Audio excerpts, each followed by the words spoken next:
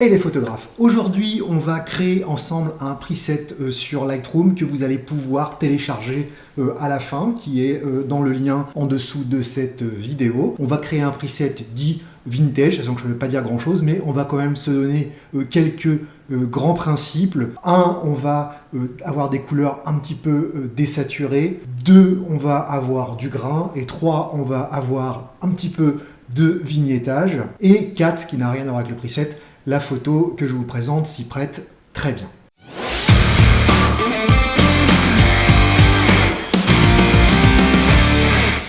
Alors, on va pas trop toucher à la balance des blancs puisqu'il ne fera pas partie du preset. Donc on va mettre la balance des blancs sur auto, on va laisser Lightroom le faire, même si on voit qu'ici c'est légèrement bleuté.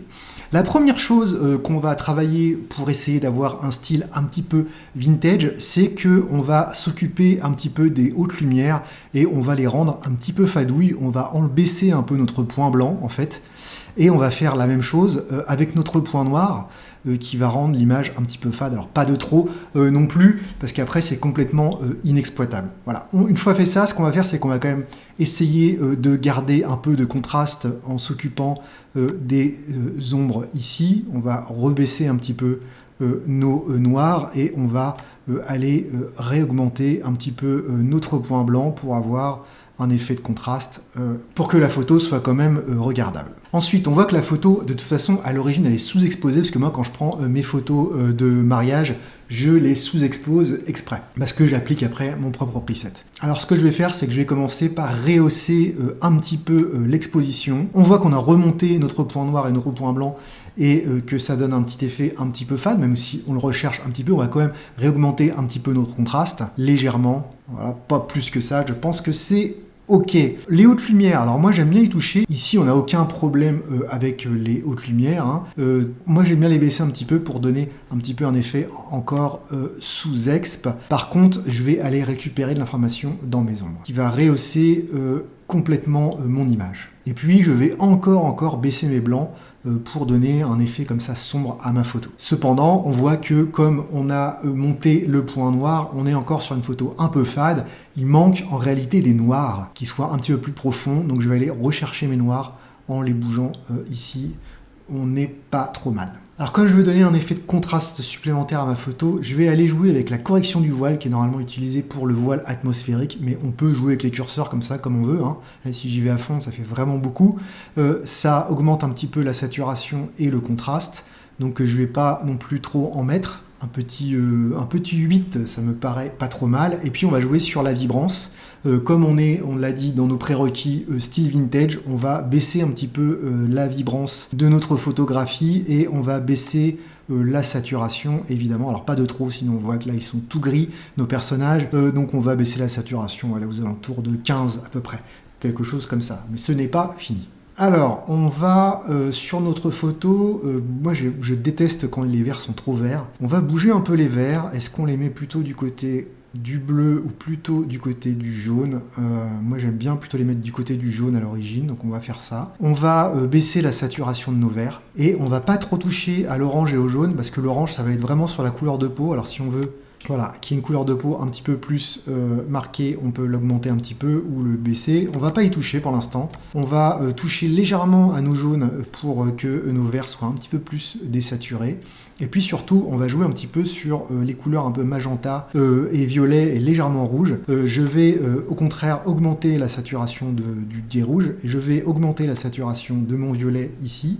Je vais augmenter la saturation du magenta puisqu'on en a pas mal, pour faire un peu ressortir cela par rapport au reste de la photo, sinon on est presque dans le noir et blanc, hein, j'exagère bien sûr, mais voilà. Je vais augmenter les luminances un peu de mon rouge, il faut faire gaffe un petit peu aux lèvres de mon mannequin là, et puis je vais baisser le orange pour assombrir légèrement les peaux, et je vais baisser la luminance de mes verts pour ne pas que mes verts ressortent de la photo. Alors, pas trop non plus, hein, après il faut faire gaffe à ce que ça donne en photo.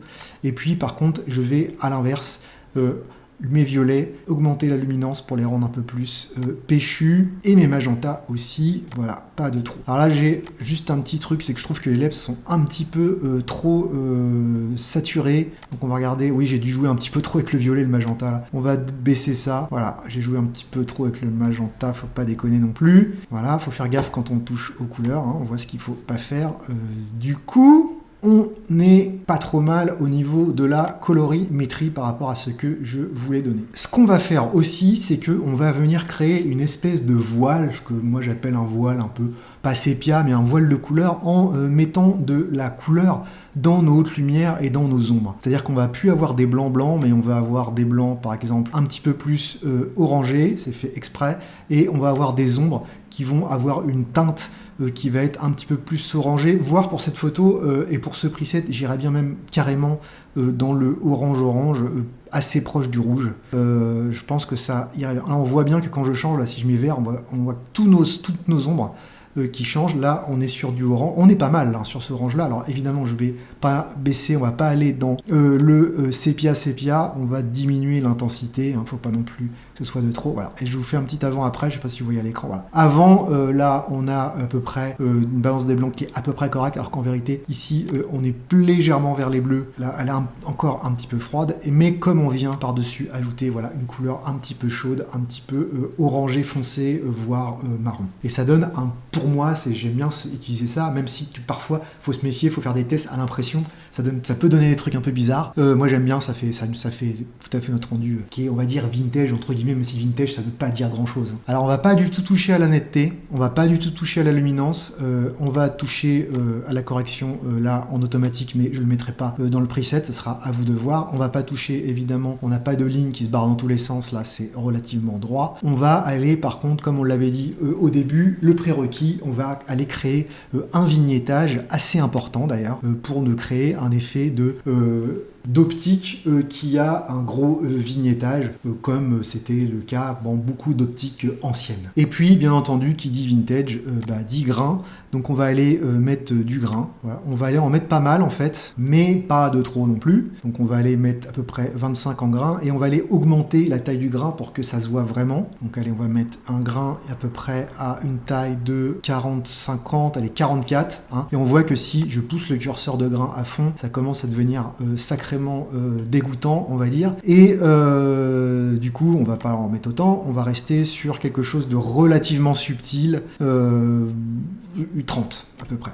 En même temps, ça donne un effet d'impression de netteté qui est une fausse impression en réalité. Mais il y a encore un truc qui me dérange un peu sur cette photo, c'est qu'effectivement elle est un petit peu fade et j'ai envie de récupérer un petit peu de force sur la peau et j'ai envie de récupérer un petit peu de luminosité en règle générale, donc je vais aller chercher ma courbe et je vais aller un petit peu augmenter voilà, la luminosité au niveau des lumières intermédiaires plutôt hautes d'ailleurs, pour avoir un petit peu plus de luminosité. Je vous mets avant, voilà, sur et après, on monte là, sur mes personnages. Et je me demande même si on va pas aller regarder un petit peu ce qui se passe du côté des oranges, si on augmente la luminance, là je l'avais baissé, voilà, du coup je l'avais baissé, j'aurais pas dû, sur mes oranges, et je vais plutôt augmenter ma luminance sur orange pour avoir un visage bien lumineux, et on va faire pareil avec la saturation en fait, on va augmenter un petit peu la saturation des oranges, ouais, je trouve que ça marche un petit peu mieux, et je me demande si je vais pas un peu exagérer mon vignettage. Voilà, ici, 35 c'est pas mal, et on va encore aller jouer, voilà, des fois il faut magouiller, sur l'expo, ouais, on augmente un petit peu notre expo ici, légèrement de 0,10, comme quoi c'est vraiment subtil. Et on a notre preset, et ben notre preset maintenant, on va aller exporter, on va aller dans paramètres prédéfinis, créer un paramètre prédéfini, on va l'appeler Monsieur Photographe Vintage. Allez, 1, on sait jamais si on en refait un autre. On va aller appliquer traitement et profil, tonalité, c'est-à-dire tout cela à droite que ce qu'on a fait, les courbes de tonalité bien sûr, texture, clarté, on n'y a pas du tout touché, correction du voile, oui, on y a touché, la netteté, on n'y a pas touché, les couleurs, le color grading, la réduction du bruit, on n'y a pas touché, la correction de l'objectif, on n'y a pas touché, transformation, on n'y a pas touché, et les effets, vignettage et grain et version du processus, on va laisser cela et on le crée, poum, et maintenant j'ai plus qu'à le mettre, il est en dessous dans les liens, vous n'avez plus qu'à qu'à appuyer sur le lien, vous inscrire, et puis vous aurez le preset à télécharger. Et ben voilà, la vidéo devrait faire normalement moins de 10 minutes, et puis bah maintenant, j'ai plus qu'à vous dire merci et à bientôt. Je vous remercie d'avoir regardé cette vidéo jusqu'au bout. Pour soutenir la chaîne, abonnez-vous, likez, commentez, partagez. Merci et à bientôt.